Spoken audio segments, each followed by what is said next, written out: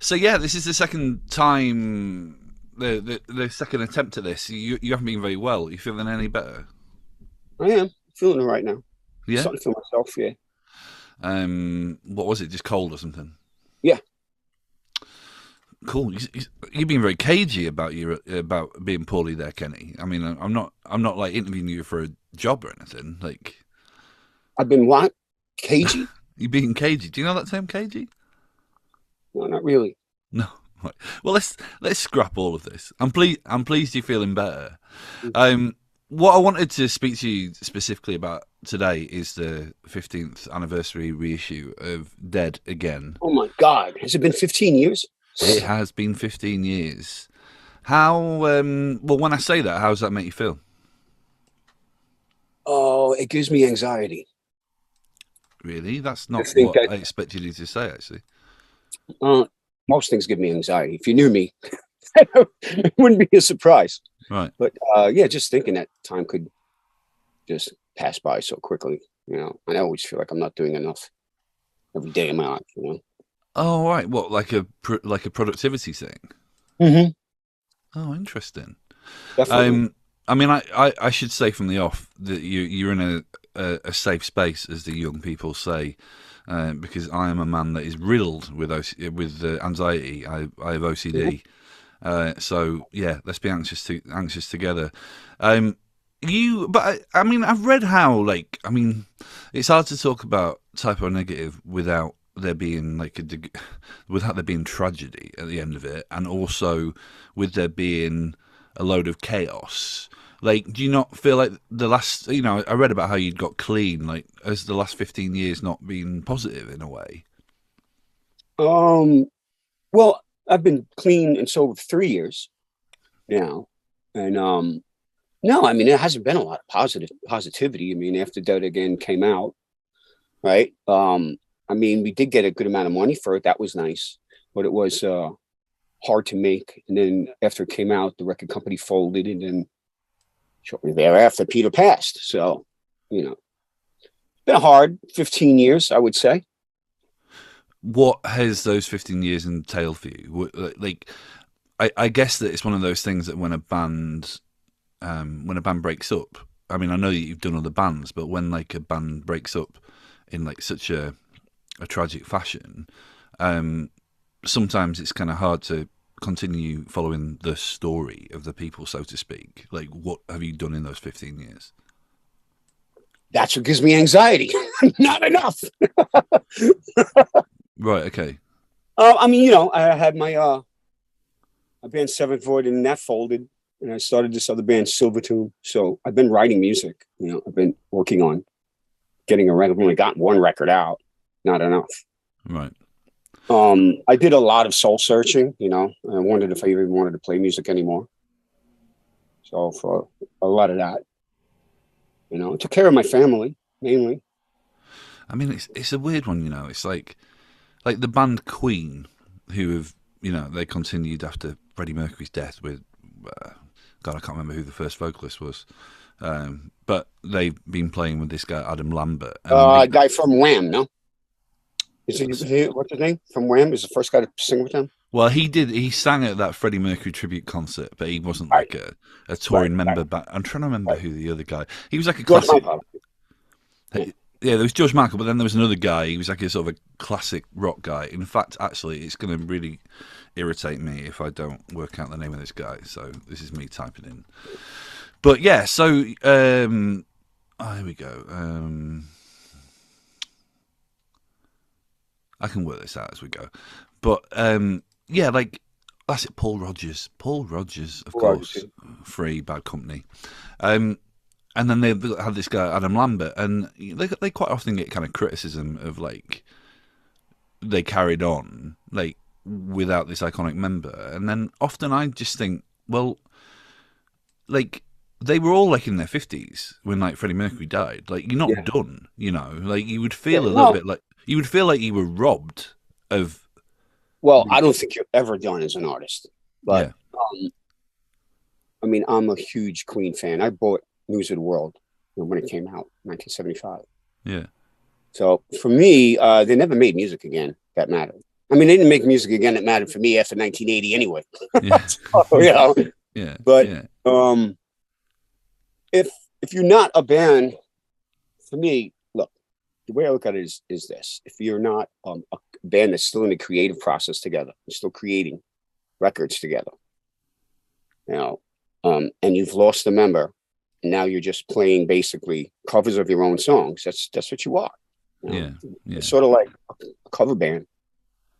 I guess my point with it is that it's a difficult position to be in, as in like not only have you lost your bandmate, your friend, but you've also lost your vehicle to make music. You must feel you must feel cheated, and money too. Of course, yeah. Finances, so yeah. I mean, I can't say I was cheated because we knew it was coming. Right. We expected maybe it to come at any minute with him and maybe with me. That was pretty bad too. So, you're always expecting it to come, but then you build this mythology around him being indestructible. I mean, you literally did that with the sleeve because Rasputin is a... Rasputin, yes. Yeah. That was one of my nicknames for Peter, Rasputin. Right. So, but reality strikes sooner or later. So it's still a shot. I mean, where did you... I mean, it's almost crass to say this stuff like with hindsight, but like, where do you think that self-destructive streak that was in you and him, where do you think that came from? Poor self-image, from childhood up, I guess, probably right. Marginalized adolescence, the usual shit, nothing like, no, out of the ordinary trauma, I would suspect, and I think a lot of creative people have it, that perspective. I mean, like Peter always said, why do you think I know every Black Sabbath song that was ever written? Because I spent my entire adolescence in my basement learning Black Sabbath songs alone. Yeah. So I guess it's like that. A lot of isolation. It's weird. Like, I've read the guys from Joy Division talk about how... I've read them talk about how...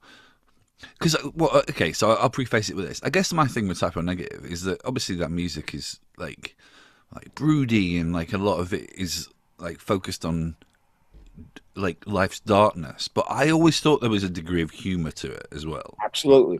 Yeah. Like, it wasn't like you were... Like, I never, like, seriously imagined that, like, Pete went home and, like, slept in a coffin, right? But it was, like, kind of part of the... it was part of the sort of the image, right? And I thought that was really cool. I thought that was really cool. And I guess there was that thing that, there's the guys from Joy Division, they always talk about how, when there was, like... Not that they would classify it as this, because it was, the late 70s, early 80s, but, like, how there was basically mental illness, and there was... Yeah. Real problems in that band, but like they just were dudes who like enjoyed making music together and like goofed around, and it was kind of almost like the antithesis of the sort of poetic martyr kind of portrayal of Ian Curtis, and that actually if they went back they wouldn't have known what to do because they were just kids, right? And I guess that what I wonder is that as guys, did you have the ability to talk about that stuff with each other, like? Yeah, all the time. Did you? There was always a sense of, I know why I'm crazy. I just, it doesn't matter that I know why or not. It's not going to change. There was always a degree of hopelessness in the talk. Yeah. Well, I get that impression, like from I've done a bit of reading today, and I do get that impression that it was like you all kind of knew that there was tragedy at the end of this, but you kind of didn't really know what to do about it. Well, yeah, I mean, Josh was the only one who took reality by the horns, and he learned a new trade, became a EMS guy, right? Yeah. Paramedic. Yeah. And he was learning towards the end. He was going to school. That's why he skipped out on the last tour we did. But I guess the rest of us, we wanted to go on, and we were waiting for it to happen, and then, I mean, as far as Peter goes, he was worse at home than when he was on the road to his own devices. So it was like, we weren't saving him by stopping him or anything like that. And so we knew how to do. So you kind of like put your blinders on and you move forward. Or you keep moving forward. That's interesting, actually. You saying that almost kind of not, almost like kind of stopping, almost like not doing the band would have been worse than doing it. It was worse. To leave him home to his own devices was worse. Taking him out of his basement every night, 5 nights a week, to rehearsal, to work on Dead Again, was way more productive, and it took him way out of his line of chemicals and all that stuff that he was into. It took him time out of that and to actually work in the studios. Not that he didn't drink, but it was better. Yeah, it was healthier than if we had just left him there. I imagine that with Pete as well, that it must have been difficult to work out what your metabolism was, because he's so big. It must have been, like I kind of know. Really, really long metabolism. Really, really long intestinal tract. Well, exactly. It must be like, I don't know, like it would be hard to know your limit. I've read stories about like Andre the Giant. Like yes, yeah, he's infamous. Yeah. For his party. There was a piece I read today. I think it was you who mentioned that that Pete had. You mentioned OCD, like his OCD, and I'm a little bit of like a gatekeeper with OCD because I have a diagnosis of it, and I sometimes think that term is a bit misused and stuff. But the degree, everyone has a degree. It depends. There's some severe degrees. Yeah.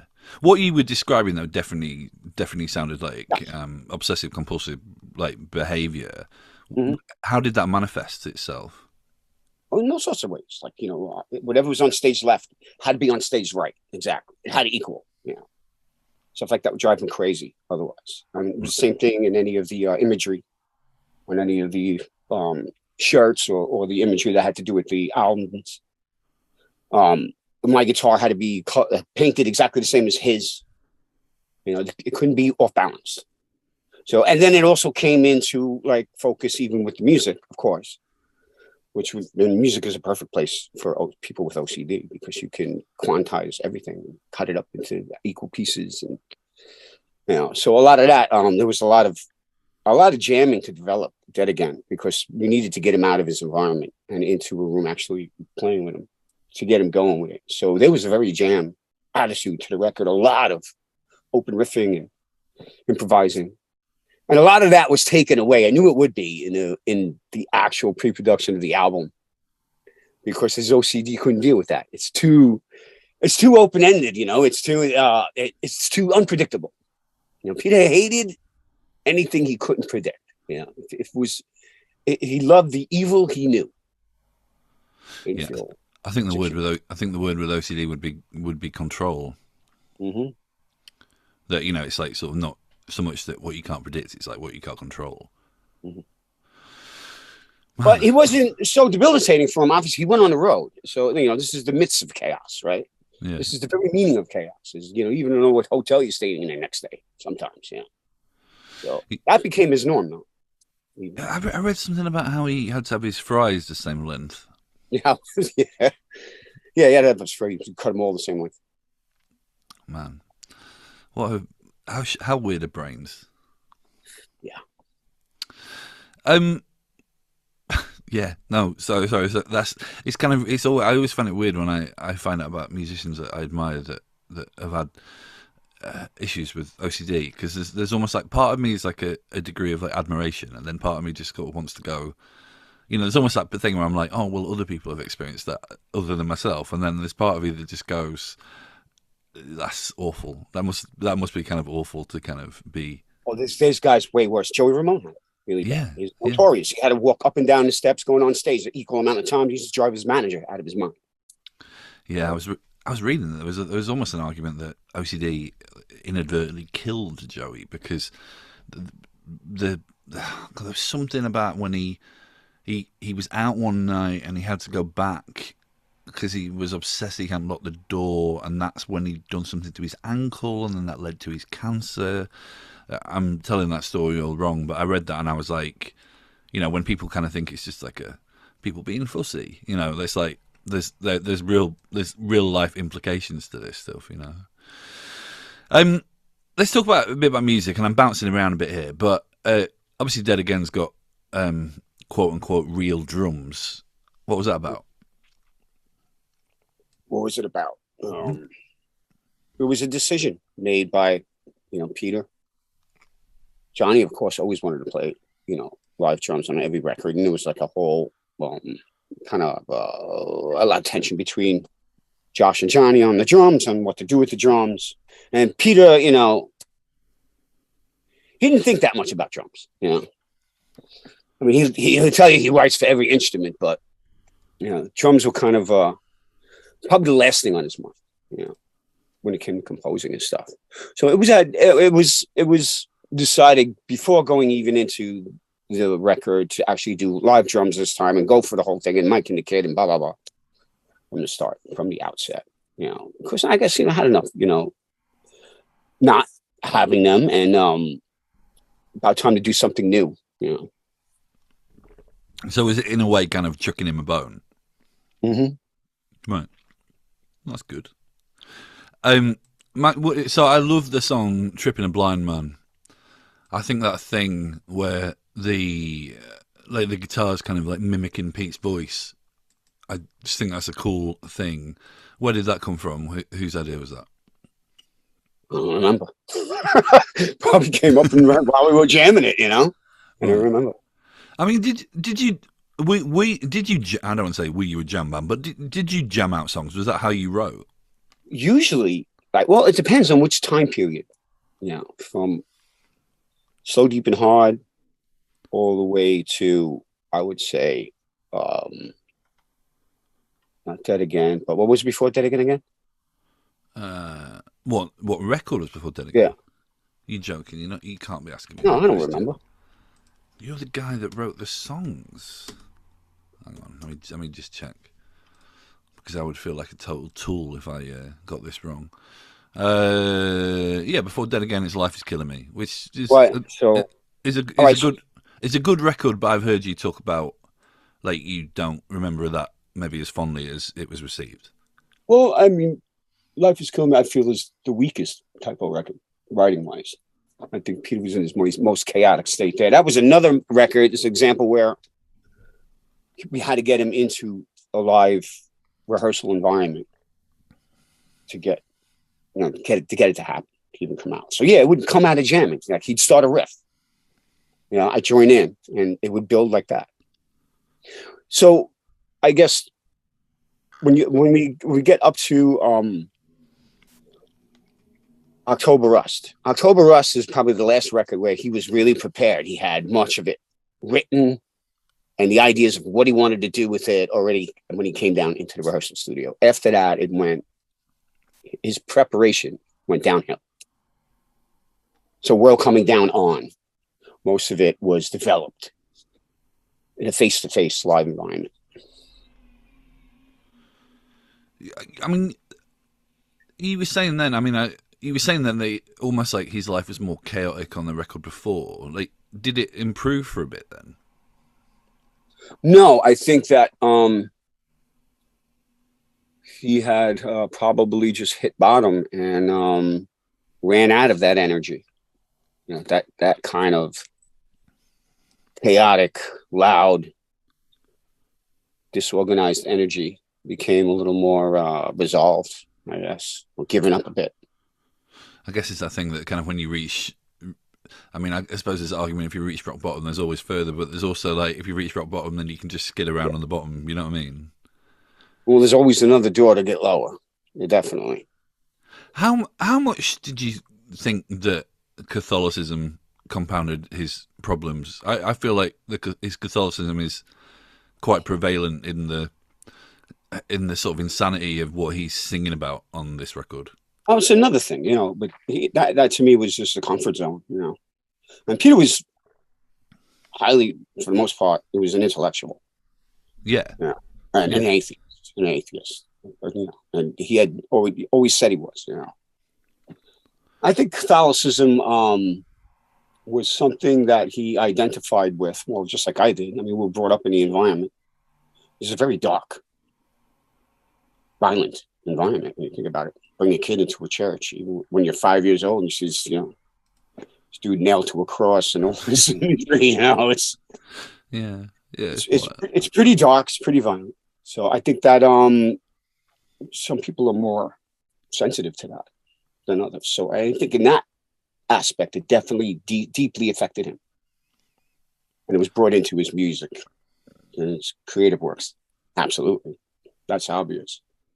But I think towards the end, when you're talking about For Dead again, I think again, hitting bottom, getting beat up enough, and then up going to jail, all this stuff, you know, it makes you hopeless and like you've hit the end of the wall, and you know, there's nowhere else to look except up. You know, so I think that was more of a comfort zone thing for him than him actually believing in it. There's I'm dead interested in this sort of. I've got a real frustration, stroke fear almost, about how conservative culturally this age is, and it's so therefore it's kind of wild when you consume art from the past, and they're not even that distant past, right? Like you were saying, 15 years feels like a long time, but also it's kind of a blink of an eye, really. And it's kind of wild that when I'm listening, like These Three Things is like kind of an anti-abortion song, and I think it's a bit more complicated than that, but it's that thing of like, I sort of think, Jesus, like in this era, you would have been, no pun intended, like crucified for that. Definitely, he would have got himself into. Peter was great at, you know, putting his own foot in his own mouth and saying the exact wrong thing, which he loved to do. By the way, That was a sport to him. So, well, that was a sport to him. It was, yes. Getting a rise out of people really, really mattered. So, you know, to absolutely say the absolute wrong thing and drop it in usually a charismatic way, in some way that was also funny. Yeah, was his specialty. He would have been in trouble all the time. Now we might have been bigger than ever. Who knows? Or it might have been worse. We might have been canceled. Yeah, I mean, all the best but people. Can you be canceled? Really? All the best people get cancelled. Is my theory. Basically, all the best people are going to get cancelled, and then all of the squares can get on with their boring lives away from the cool people. The thing about These Three Things is it was his obsession with committing the deadly sins, and one was murder, and that's where he considered himself a murderer, because whatever, he had his girlfriend have an abortion at some point in his past, and that was the point of it. Yeah, I mean, there's a lot on this record, though, where I feel like it probably does make sense to the guy who's writing it, but there's a lot in there where I don't know, it's like without him being here, it's almost hard to actually know exactly what he's trying to convey in a way, you know? It's too weird to just be left up to interpretation and then have like whatever makes you feel, you go with. Because it doesn't, you don't know what to feel. It's so strange, some of it. Well, tell me about being detained in this Japanese airport security, because it sort of made me think. There's all this stuff with Kanye at the moment, where he's sort of combining the Star of David and the swastika and stuff, and like actually kind of reading that Pete was getting detained. He loved doing that. Yeah, love doing that stuff. Yeah, he loved like Leibach was his favorite band, one of his favorite bands. Leibach. Which they do the same kind of thing, you know. They combine totalitarianism with they combine fascism with communism, and so Peter loved combining opposite symbols that mean opposite things. So I forgot the symbol that he made up. It was like a hammer sickle with something else that was fascist, and he painted it on his hat. And we were going into Japan, to Tokyo Airport. And they detained him for it. They surrounded us and were screaming at us. Oh, God. He's like, I made it up. It doesn't mean anything. Jeez. I made it up. Jesus. That was after a 12-hour flight and literally drinking. He drank all the wine and I drank all the beer in first class. Do you know what? I mean, I've done a lot of therapy, so I'm just sort of drawing upon my own, my own sort of learnings. It just sounds like he was a bit too clever. Too what? A bit too clever. Like, it just sounds was like on good. Well, I mean, generally speaking, I mean, this is a bit problematic in itself, but generally speaking, the people I know in my life that suffer most, like mentally, are normally the smartest. Yeah. You know, because it's more complicated than that. But like, all the smartest are the people who feel the most, right? Like I know.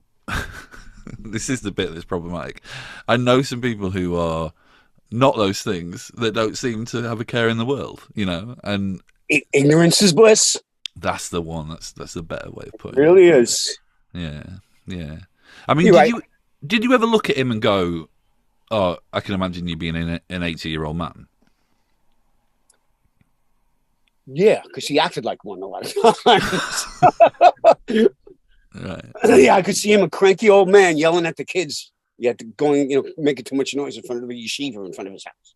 Shut up! Right. Yeah, I could see him doing that. So, did I think he would get to an old age? I don't know. I was too obsessed with my own. I was too in doubt of my own ability to get to an old age. So I guess I was too wrapped up in myself. I didn't really think of that, but I always knew he was genius.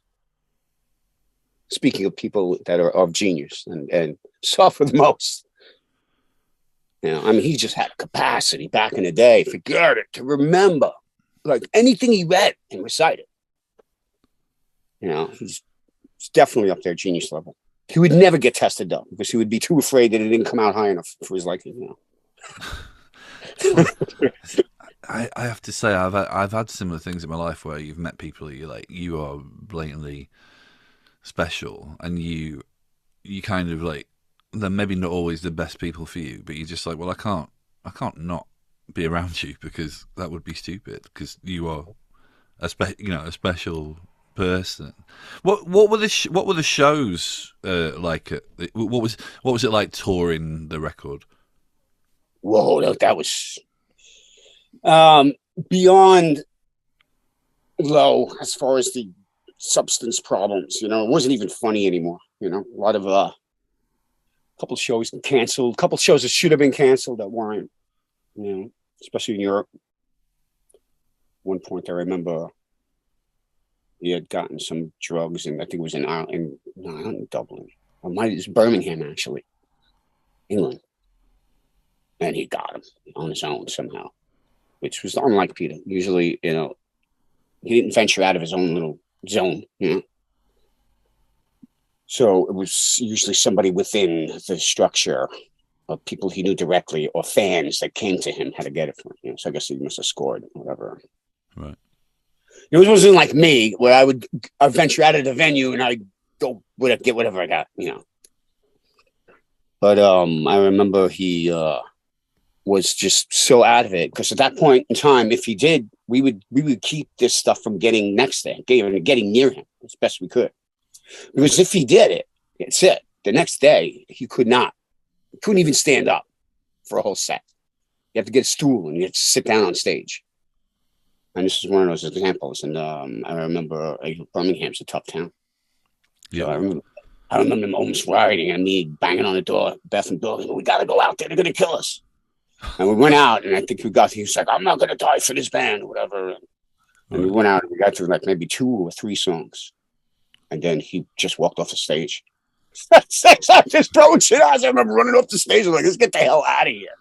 God. So there was a few instances like that. But there was always that looming fear of him, scoring and then that happening. What do you think?